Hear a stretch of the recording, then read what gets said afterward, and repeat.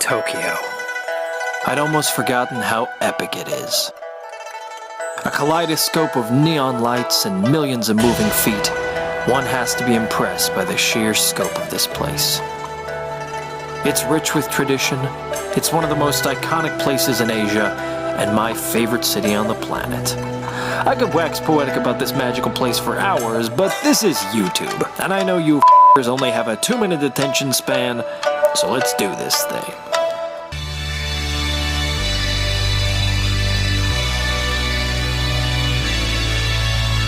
My first tip when visiting Tokyo, how to get around. This is a big city, and finding your way around can be a bit tricky at first. To start, getting to the city from the airport is as easy as Ichi-ni-san. Just head to the Narita Express train, buy a one-way or round-trip ticket to the city, and away you go.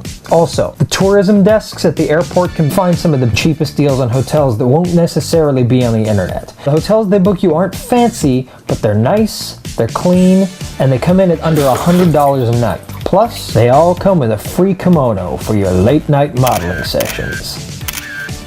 You guys do that too, right? Nope. Moving along. Wow, this subway map is sure confusing. And why can't I read any of these words? Well, the reason you can't read the writing is because it's written in something called Japanese. And it's the main language of the people here in Japan. You can buy a Metro Pass, or you can just buy your tickets as you need them based on where you're headed. Just look on the map to find the destination you want to go, check the cost in yen, select the amount, add your money, grab a ticket and your change, and then follow the signs to where you need to go.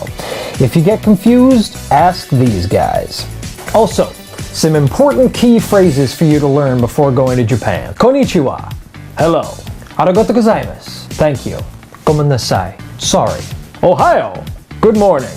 Kashida. Fire. And most importantly, Watashi wa katanai chisana anaguma desu, which of course means I'm a dirty little badger. Tip number 2. My first stop on any trip to Tokyo is Shinjuku. Now there are so many amazing neighborhoods in this city. If shopping's your thing, head to fancy-ass Ginza. If you're single and looking to mingle, head to Roppongi. Also, there are spectacular views from the top of Mori Tower. Shibuya is just an all-around awesome neighborhood famous for its busy intersection, and Harajuku is a fun bubblegum playground. But Shinjuku is hands down my favorite. Vibrant, busy, quaint, old, new. When I visit Tokyo, this is where I spend my days. Make sure to hit up Golden Gai, one of the coolest little antiquated pockets in Tokyo. Walking the alleys of Golden Gai makes you feel as if you step back into the 1950s. And at nighttime, it turns into one of the best areas to grab a drink and mingle with the locals. Tip number 3, Tokyo is the greatest food city on the planet. Put it all in your mouth. First up, get involved with a perfect bowl of ramen. Ichiran in Shinjuku is salty, umami, noodly. It's sex in a bowl. The dining experience is also completely unique. You sit at a bar separated by stalls put there so that nothing distracts you from the soup in front of you. Hello? Also, if in your excitement you completely all over yourself, don't worry, they got you covered. Another amazing ramen place is for the slightly more adventurous eater, but come on, you're in Tokyo. Be bold, be adventurous, and get down with some weird, delicious.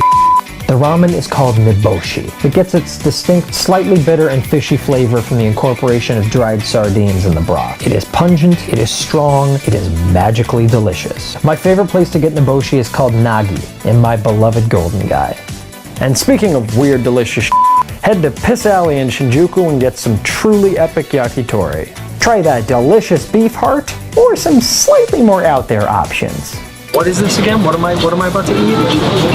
Motsu. Gonna eat some cow mallows. Straight up. Bowly. It's really good, actually. It's awesome. Tip number 4, continuing the food theme, have a Michelin star dining experience.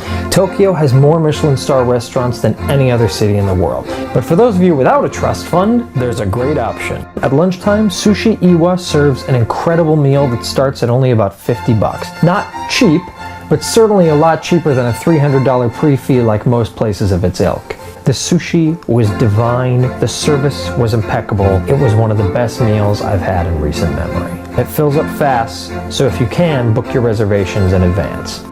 Tip number 5, explore some of Tokyo's awesomely weird themed bars and restaurants. First up, the Robot Restaurant.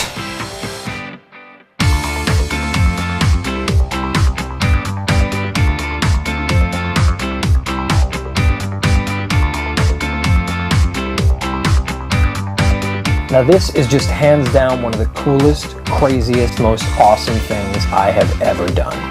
You must experience this when you're in Tokyo. Trust me, it is f***ing rad. Totally worth it. Next up, the Cat Cafe. It is exactly what it sounds like.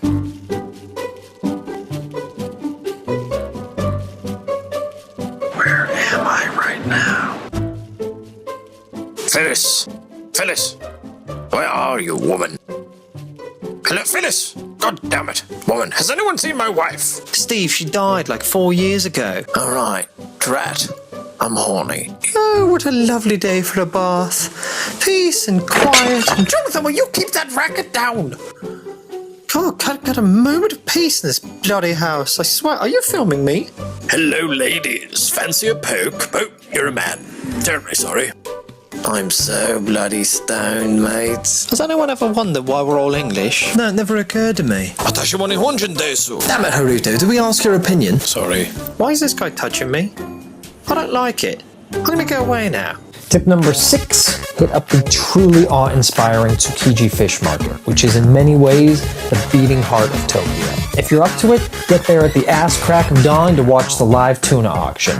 They limit the amount of visitors, so I do mean the hairy crack of dawn. Alright, so I'm up at an ungodly hour to go see some people sell some tuna. I got there at 3:15 in the morning and there were already about 20 people waiting. It's a pretty fascinating experience and it's something you won't see anywhere else in the world.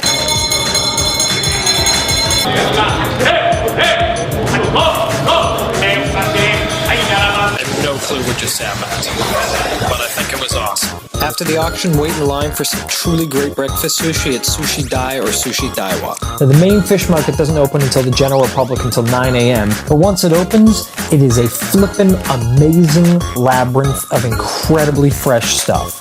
I cannot recommend this place enough. Tip number 7, take a day trip to the historic town of Kamakura. An easy hour commute from Shinjuku Station lies Kamakura, a little village by the sea that was the former seat of power for the shogunate during the 13th century. Now surrounding the ancient temples is a stupidly charming little city. Explore its relics, shop in its funky kitschy shops, check out its gardens, its bamboo forests, see the truly incredible giant bronze Buddha, and definitely visit the Kenjoji Temple complex. Make a hike to the top for some breathtaking views. Some of these temples can be a grunt to get to. It's so damn hot. All the crevices, super moist. After a day of temple hopping, grab your bikini and head on down to the nearby beach to join the party.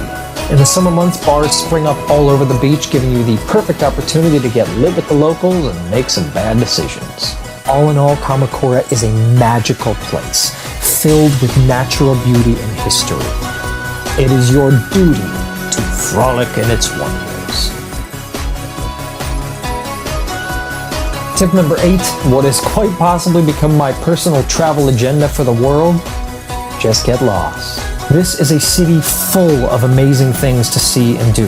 It really doesn't matter what you do, this city will blow your mind at every turn. Also, for me, travel is all about the people you meet along the way.